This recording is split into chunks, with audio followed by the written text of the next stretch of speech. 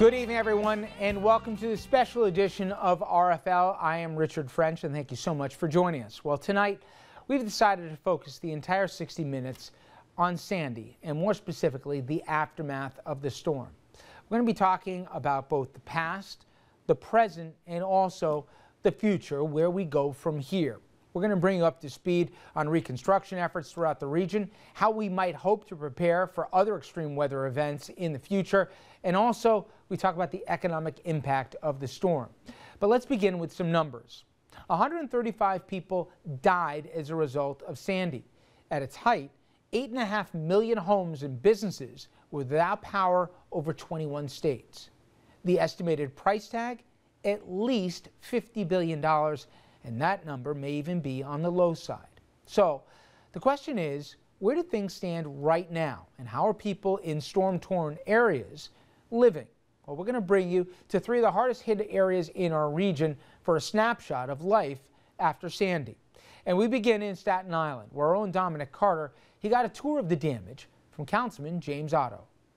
So what did all of this damage? Was it the, I mean, my God, we can still see water there. Yeah.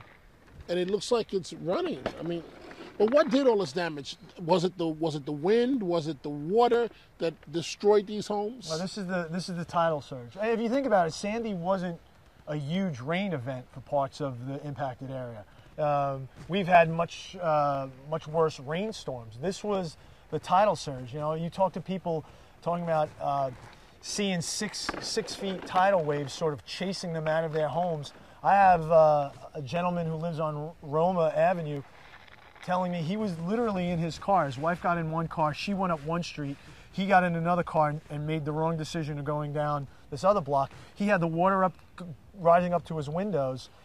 So how many homes, Councilman, this one block alone, what is a beautiful sight? You can see on several of the properties where there used to be homes, there are now American flags. How many homes just on this one block I think you're looking does at, it appear that have been completely destroyed, wiped out? When you count the other side of the block. block. I didn't even deal with the other side. You're probably talking over a dozen homes that just wiped out. Yeah. And again, I mean, Dom, look in the distance. You see the brown staircase in the middle of the Phragmites? Yes. You know, it's just it just blows you away. Have you become emotional, Councilman, at any point during this process? Dominic, you know me since I'm a staffer. You know I'm an emotional guy. Yes. I wear it on my sleeve. In the first few days, I would come home and I would have my emotional moments by myself in my house. I didn't want to show it publicly.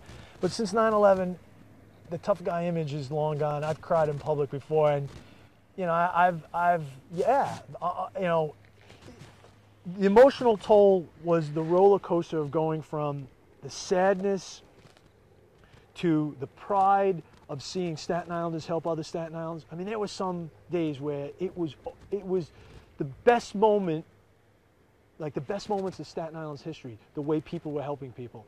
And then you go to another house. I'm in the problem-solving business, and when you're in what was a house, talking to people in the most critical time of their lives, and you don't have an answer for any of the questions that this woman is throwing at you, and then you go home and you have to process that and deal with that, it's difficult. But I went home to a warm house. I got under my covers and I went to sleep.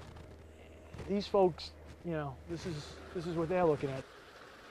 Long Beach, as many of you know, was one of the hardest hit towns on Long Island. Sandy all but eroded the entire Barrier Island shoreline. It pushed water beyond the protective dunes, and it sent a flood of seawater into streets and homes.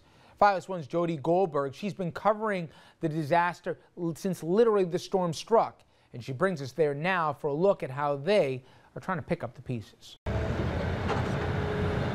This massive pile of sand has been steadily growing for the past 3 weeks. It's now nearly 5 stories high, larger than most of the buildings around here.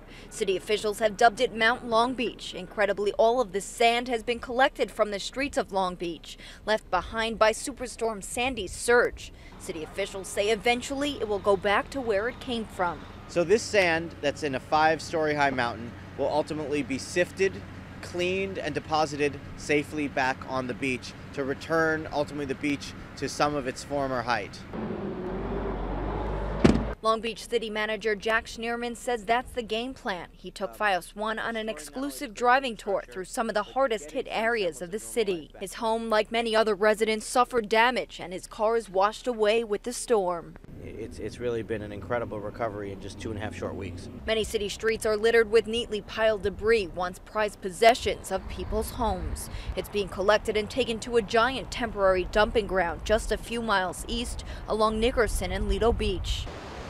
The crown jewel of Long Beach was its more than 2-mile-long boardwalk. It suffered major damage in the storm. Some parts of the boardwalk buckled under the force of the ocean. Other sections were completely washed away. Steve Nanas, who has lived in Long Beach for many years, says it's a sad sight. Every day I always walk on the boardwalk. Now I just walk on the sand. But Sandy Sanchez says that's the downside of living so close to the water. It's just bound to happen. I'm sure, more destructive weather will come our way, but hopefully it won't wash us away. Thankfully, we're all still here, and we have a big rebuilding process ahead of us so that Long Beach can be stronger, safer, and smarter. And although city officials say they've made significant progress with the cleanup effort, they admit to having a long way to go when it comes to rebuilding their badly battered city. No timetable has yet been established, but certainly the hope is to have everything back up and running in time for Memorial Day weekend. In Long Beach, Jody Goldberg, FiOS 1 News. New Jersey's coastal towns were in many cases decimated by Sandy. In fact, residents of the town of Lavallette, they were allowed to return home for the first time only 1 week ago. FiOS 1's Natalie Patterson, she made the difficult journey home with one local resident named Paul. For residents of Lavallette, crossing the Route 37 bridge from the mainland is like crossing over into a war zone. I couldn't believe what has happened here. He had seen photos taken by the town, but he says they couldn't prepare him for this. When you get down here and you see the damage, you can't comprehend.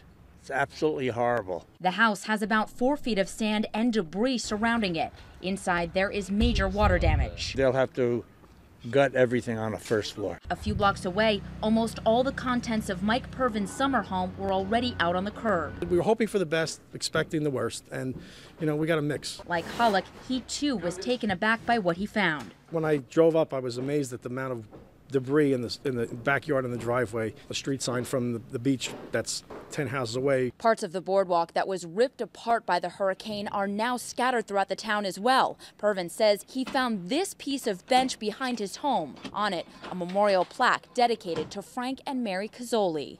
I'm just going to try and get it back to the family of the people it was dedicated to, because I'm sure it was something that they'd like to have. Pervin and Hollick are luckier than some others. The town says right now about half a dozen homes are close to collapsing. But both men intend to repair the damage and eventually return to their homes. A lot of good times here. In Lavallette, Natalie Patterson, FiOS 1 News. Okay, we take a quick break, but when we come back, we're going to bring on a representative from FEMA about what they're doing to help local residents get back into their homes. Please stay with us. We'll be right back.